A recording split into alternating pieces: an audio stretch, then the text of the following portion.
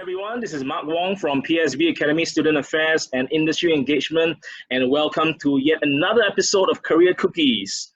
Before we begin, I would like to highlight that some of you watching back home have actually mentioned to me that we should support diversity and inclusion and that we should have more ladies on our show. Well, we heard you, and we are privileged to have Lilian Ong on our show today, and she's not just a community leader and transformation coach, but also an accomplished author, having written the book Women of Courage, Breaking the Fear Barrier. Lilian, welcome to our show. Hello, hi, thank you. Thanks for the invitation. It's our pleasure. Lilian, as I was reading up your profile online, I discovered that you've come such a long way from where you started and have encountered a series of adversities before attaining the success that you have today. Could you share with us some of the key lessons from your incredible life journey that will inspire everyone who's watching with us today? Okay. First of all, I mean, how you define success is one thing. Yeah, because everyone has a different definition of success. So whether is it monetary or is it impacting lives? Yeah. So for me, I think, yeah, I mean, you know my story. So there's a lot of different pieces in it. Yeah.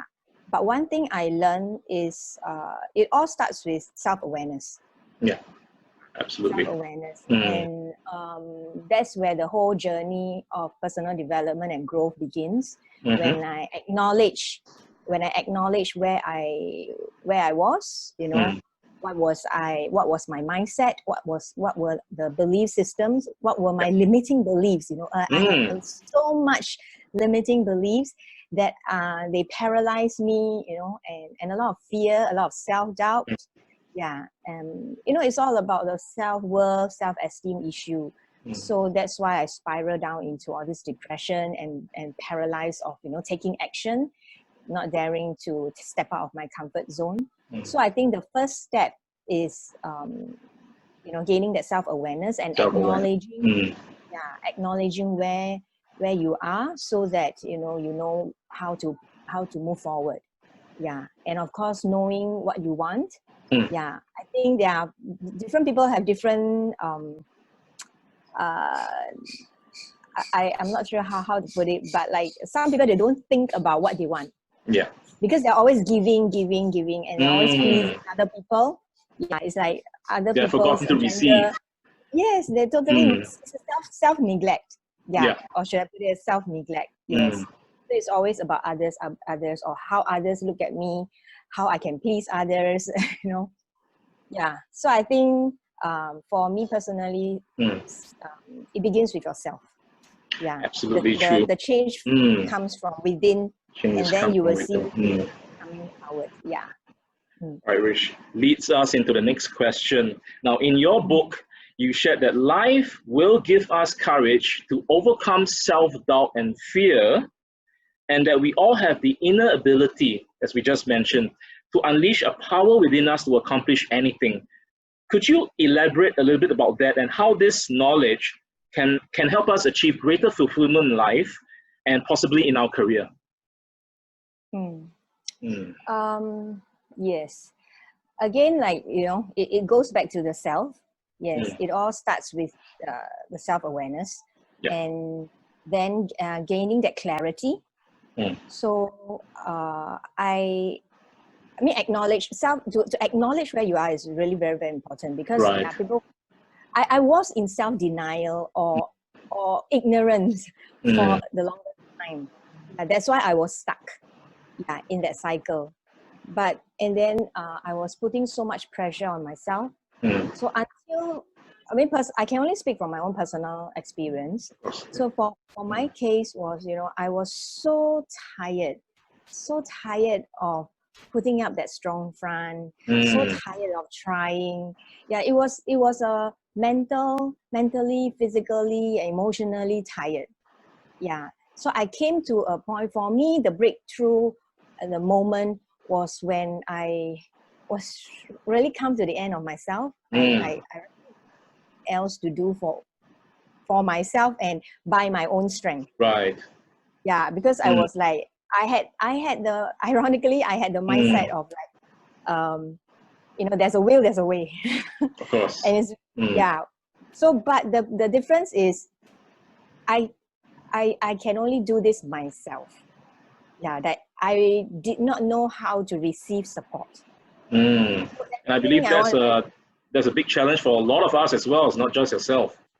Yeah, it is until I came to the point where, okay, I need support.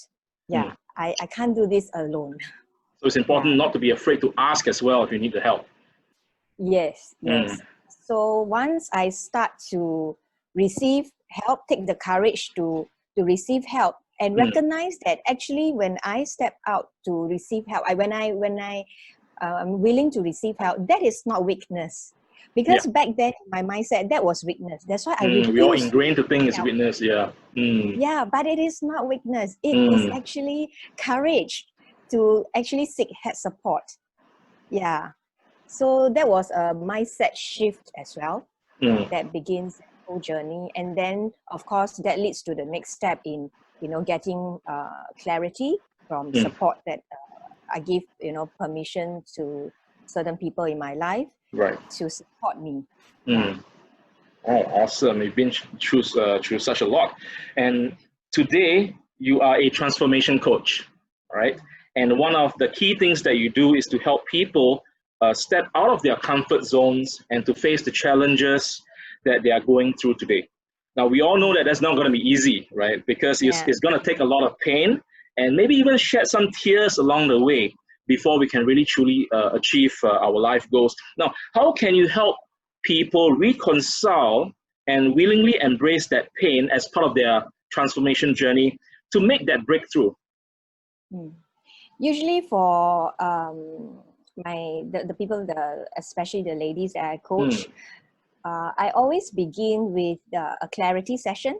Yeah, I had this tool framework that's called the Clarity Breakthrough Map. So I'll walk them through different areas if they have a goal, for example, if they have a goal, and I will walk them through that journey, and so they will recognize in which area in that map they are stuck, or they have certain beliefs. They will discover their belief system, and how is that supporting or sabotaging their goal. Yes, so those that are supporting, we can reinforce, continue to do that, but those that are sabotaging them, that's where we need to address them. What would be an example of a limiting belief that sabotages yourself? Some examples. Okay. The most common one are all the I cannot, I don't have, I can't, I'm not good enough. Those are very common. Very common, yes.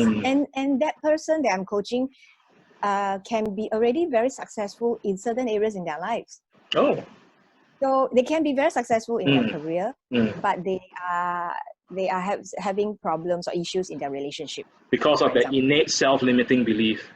Yes, yeah. So during that clarity session, we will uncover all these belief system, and they will also recognize their own identity. How do they see themselves? Yeah, and as well as their purpose in life, the meaning of why they do what they're doing. Because some people are just keep doing, but then at the end of the day, they were wondering like, why am I doing all this? Yeah. Actually, out of curiosity, what would be one very simple example to help someone achieve that clarity? I know you've got a breakthrough process, but for our viewers watching back home, what is that one simple example that they can try to get more clarity right now? Okay. One of that, I accompany another tool into this whole map thing is I think many of you probably will use this tool as well. It's called the I am statement.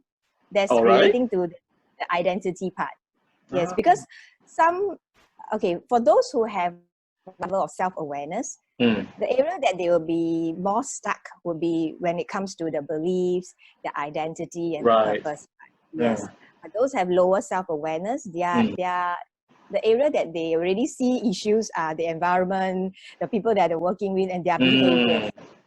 Yeah, so they don't recognize that they are always in a certain behavior. Right. That sabotage their right. change. Yeah, so when it comes to the identity part, what I will ask the client or the coachee to do is to write down, because our thoughts are so fast, right? So many thoughts going on in our mind. And in order to change or find out what's going on, is to catch those thoughts. Yeah. Right. So I'll ask them to, okay, let's catch 20 of your thoughts right now. Oh, okay. Yeah, catch 20 of them, and then let's look at them. Let's look at what you are thinking. Yeah. And from there, we will again discover more beliefs about themselves pertaining to their identity. Awesome. Now, if there is one final piece of advice you'd like to share with our students watching back home, what would that be? One advice. I think everything is just talk and dreams, building castles in the air. It's good to imagine. I am always imagining things, but putting it down in paper, black and white, in writing, in visuals, putting it out. Yeah, that's why we encourage vision boarding and all that. That's very putting important. down, penning down your thoughts is so important. But we don't want to do it haphazardly. So I highly recommend that you every day, if you can spend 15 minutes, or if you can just start with 5, and slowly build up. So 5 minutes a day, just have a very focused, intentional thinking about what you are thinking. Because most of us, we don't think about what we are thinking. Yes. And we will just do, and the thoughts that come, we will just it just fly past us so rapidly that we it happens a lot to us as well in the workplace, right? When you get caught in the daily grain of things and you forget to realize certain things. But this tool, although it sounds simple, but it's a lot of discipline and consistency, commitment to do. Yeah. And discipline as well, Discipline, yes. And what happened is, you may think that spending time thinking of what you are thinking is, to some people it is, especially those who are very into doing, they might find that this is a waste of time, right? Like, because you're not doing something, you're not doing a task or something. But the fact that you're spending time thinking about what you are thinking, focus, we actually, this is what I learned from reading up on neuroscience and all that. We actually move from our conscious to our unconscious. Unconscious. Yes, and our unconscious is even more powerful. Yeah, and it's 24/7. Our conscious is only when we are awake, right? Correct. Yeah. So training our brain, because this activity came about because the author, the neuroscientist that I'm learning from, she talks about how the brain works. That's interesting. If we can coordinate and partner with, in sync and flow with how our brain works, then we become more efficient and we can think with more clarity and focus. Right. Yeah. So I find that is a very, very simple and yet powerful habit to cultivate, to actually train our mind. Yeah. Start with 5 if you can't do 15, just very intentional, focused thinking about what you are thinking. Yeah. Now, that's an amazing piece of advice. Well, thank you, Lilian. It's been a pleasure to have you with us. Now, for those of you watching back home, we hope that you enjoyed today's episode. And as we wrap up, I would like to also remind everyone to eat well, sleep well, and always stay positive. So this has been Mark Wong as well as Lilian for PSB Academy Student Affairs. And I'll see you in the next Career Cookies episode. Stay healthy. Bye.